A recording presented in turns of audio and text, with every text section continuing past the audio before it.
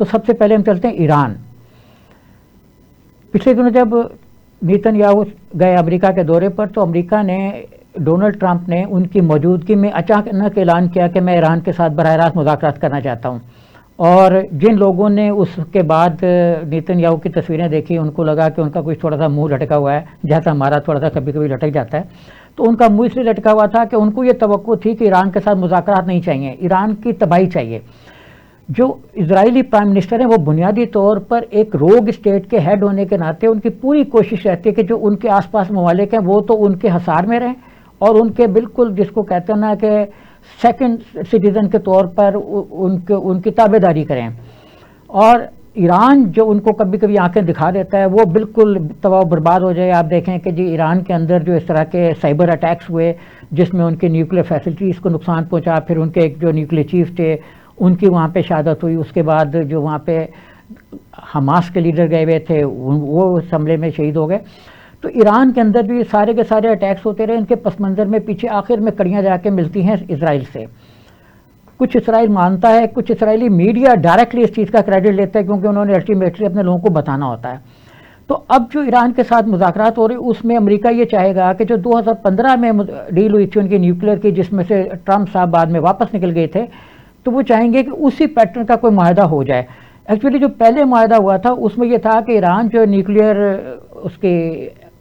افسودگی ہے اس کو 3.7 کی سطح پر لے آئے. جو اس خیال تھا کہ وہ 90% پہ ہے. 90% مینس کہ آپ آدھے گھنٹے کے نوٹس پہ، جیسے لفظی طور پہ کہہ رہا ہوں، مطلب ایک مختصر نوٹس پہ آپ نیوکلیر بم بنا سکتے ہیں. تو ایران اس وقت اس پوزیشن میں تھا کہ وہ نیوکلیر بم بنا لے. لیکن جب یہ معاہدہ ہوا تو اس میں ایران رضاکارانہ طور پر اس چیز پر آمد ہو گیا کہ وہ اس کو 3.7% پہ لے آئے گا، اور وہ لے آیا. اچھا، بعد میں پھر اسرائیل نے پروپیگنڈا کرنا شروع کر دیا کہ نہیں ایران نے دوبارہ افسودگی شروع کر دی اور اس کے پاس جو ایٹمی مواد ہے جو اس نے پہلے 10,000 کلو سے کم کر کے تقریباً 300 کلو پہ لے آیا تھا، اب پھر اس کا خیال یہ ہے کہ 8,000 پلس یعنی 8,200 سے زیادہ کلو وہ نیوکلیر میٹیریل اس کے پاس موجود ہے. اب اس ماحول میں ایران کے ساتھ امریکہ کے مذاکرات مسقط میں شروع ہو چکے ہیں، کیونکہ جب تک آپ پروگرام دیکھیں گے یقینی طور پر شروع ہو چکے ہوں گے، کچھ نہ کچھ شاید اس حد تک سامنے بھی آ جائے. تو امریکہ کے مجھے اور آپ کو بھی سن کر حیرت ہوئی ہوگی کہ اسٹیو صاحب جو مذاکرات کر رہے ہیں امریکہ کی طرف سے، یہ یوکرین کے ساتھ بھی مذاکرات میں شامل رہے، اور اس کے علاوہ بھی اور بڑے بڑے جو مذاکرات میں اس کے پس منظر میں اسٹیو وٹکوف صاحب بھی شامل تھے. اب ان کی کیا اہمیت ہے امریکی پالیٹکس میں، کیوں مطلب ڈونلڈ ٹرمپ صاحب ان کو اتنی زیادہ اہمیت دیتے ہیں، لیکن ہم اس پہ کے بارے میں تو کچھ نہیں کہہ سکتے، وہ ان کی مرضی ہے. امریکہ چاہے تو کسی بھی ABC براؤن وائٹ بلیک کو وہ نامینیٹ کر دے کیا مذاکرات کریں، اور وہ کریں گے بھی. اب دیکھنا یہ ہے کہ وہ کتنے شارپ ہیں اور ان کے پاس مذاکرات کے لیے امریکہ کی طرف سے ایجنڈا کیا ہے. ڈونلڈ ٹرمپ نے 2 ٹوک لفظوں میں ایک بیان جاری کیا ہے کہ اگر ایران نیوکلیر اس پہ ڈس آرمامنٹ پہ راضی نہیں ہوگا، وہ اپنی جو مطلب پرانا معاہدہ تھا اس سے یا اس سے نیچے جو بھی انہوں نے ایک اپنا اہداف بنایا ہوگا اس پہ وہ نہیں آئے گا، تو دوسرا جو نتیجہ ہے وہ خطرناک ہے. اور انہوں نے بار بار ایک لفظ استعمال کیا، موسٹ ڈینجرس.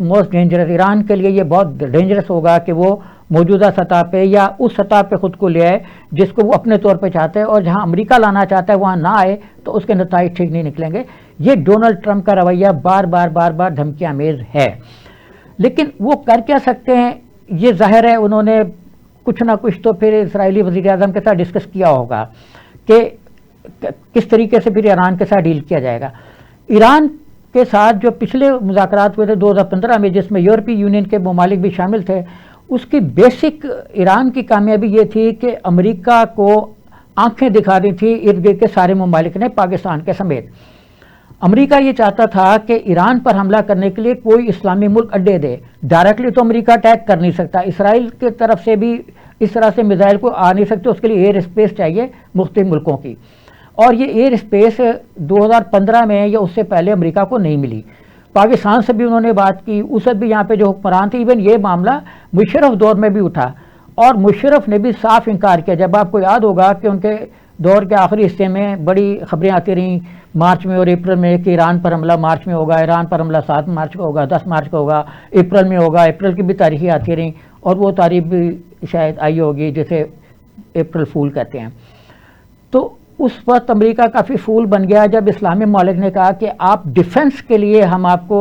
اپنے اڈے یا جو بھی آپ چاہتے ہیں وہ دے سکتے ہیں، ویسے ہی اڈوں کی ضرورت نہیں ہے، وہاں تو موجود ہیں امریکی فورسز، اور ان کے اپنے جو بحری بیڑے ہیں وہ بھی اس سے 2-3 داخل ہو چکے ہوئے تھے، اب بھی وہاں پہ پھر رہے ہیں آس پاس خلیج مختلف طرح کے فارس میں ادھر ادھر۔ تو امریکہ اس وقت بھی اپنی بھاری پریزنس کے ساتھ ایران کے آس پاس موجود ہے، لیکن اس کو ایران پر حملہ کرنے کے لیے کوئی اتنا آسان راستہ نہیں ملے گا جو وہ کوئی حلوہ تو نہیں ہے کہ اس کو کھا جائے،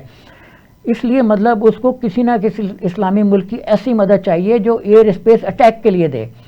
اٹیک کے لیے امریکہ کو اس سچویشن میں بھی کوئی ملک اجازت نہیں دے گا، کیونکہ اس کے بعد ایران کے پاس ایک ہی راستہ بچے گا کہ ڈائریکٹلی حملہ کرے ان ملکوں پہ جہاں سے وہ میزائل فائر ہوئے یا جو بھی چیز فائر ہوئی ہے۔ اب امریکہ کے پاس راستہ رہ جاتا ہے کہ وہ جو اس کے آس پاس ایران کے ان کے اپنے بحری بیڑے موجود ہیں ان کو یوز کریں، لیکن اس کے لیے بھی ان کو کافی مشکلات کا سامنا ہے۔ اب اسرائیل اس لیے ان کے لیے امریکہ چاہ رہا ہے کہ اس لیے اہم ہے کہ وہ مطلب اپنی جیسے اس نے پہلے ایک اندر خانے سے کوئی چیزیں مینیج کی اور حماس کی لیڈرشپ کو نشانہ بنایا، اس طرح کی کوئی اسٹریٹجی ہو۔ اب ویری ویری ڈینجرس سے ان کے ذہن میں کیا ہے یہ ہم نہیں جانتے، ہم بتا نہیں سکتے کہ امریکہ کے ذہن میں کیا ہے، لیکن ہم یہ کہہ سکتے ہیں کہ ایرانی لیڈر جو ہیں وہ بہت شارپ ہیں ڈپلومیٹیکلی، اور وہ کسی بھی سچویشن میں خود کو بچانا اور دنیا کو بچانا اور اپنی ترقی کے راستے کو نکالنا وہ اس میں بڑی مہارت رکھتے ہیں، اور امریکہ کی اس میں مہارت وہ اب اسٹیو وٹکوف میں کتنی ہوگی یہ دنیا بتا سکتی ہے۔ ظاہر ہے چونکہ ٹرمپ جو ہے وہ تو ایک جس کو کہتے ہیں نا کہ فیصلے کرنا، ٹرمپ تو فیصلے کرتے ہیں کہ جی آج ٹیرف اتنا ہوگا تو اتنا ہوگا، اب نہیں ہوگا تو نہیں ہوگا۔ اس طرح کے فیصلے اگر لے کے وہ گئے اور مذاکرات کے بجائے انہوں نے ڈیسیجن لے کے ان کو کہنا ہے کہ عباس صاحب کو کہ آپ یہاں پہ آ جائیں، تو پھر میرا خیال یہ ہے کہ مذاکرات اس صورت میں ناکام ہو جائیں گے اگر وہ کوئی ڈیڈ اینڈ لے کے آئے ہیں کہ اس سے آگے مذاکرات نہیں ہو سکتے۔ تو کہ ایران کو اگر وہ چاہیں کہ بالکل جو پرامن نیوکلیئر انرجی اس کو ہی چھوڑ دیں تو اس پہ تو ایران راضی نہیں ہوگا، اور پھر وہ اپنے آپشن دیکھ لے کہ ویری ویری ڈینجرس آپشن جو وہ کون سے ہیں۔ تو بظاہر فی الحال یہی کہا جا سکتا ہے کہ مذاکرات میں اگر کوئی ایک بالکل ڈیسیجن لے کے نہیں آئے ہوئے